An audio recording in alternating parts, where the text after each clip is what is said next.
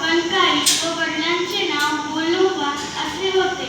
त्यांच्या मोठ्या भावाचे नाव सावजी व लहान भावाचे नाव कोंडोबा असे होते. त्यांनी 17-18 वर्षाच्या वयातच खूप कष्ट सहन केले. ते 17-18 वयाचे असताना त्यांचे आईवडील वारले. त्यांचं लग्न झालं तर मग त्यांचा मुलगाही वारला.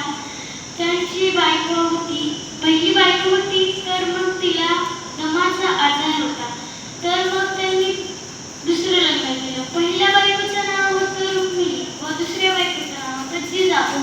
पण जिजाऊंना ते आवडी लाडाने आवली असे म्हणत. त्यांनी खूप कष्ट सहन केले.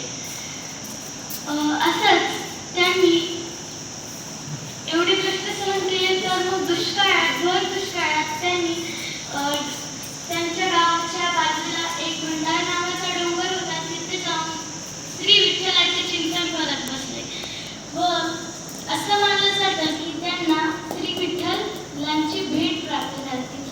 असंच मी त्यांचा तुम्हाला एक अभंग म्हणून दाखवणार आहे. बीज भाजून केली लाही, बीज भाजून केली लाही, आम्हा जन्म मरण नाही.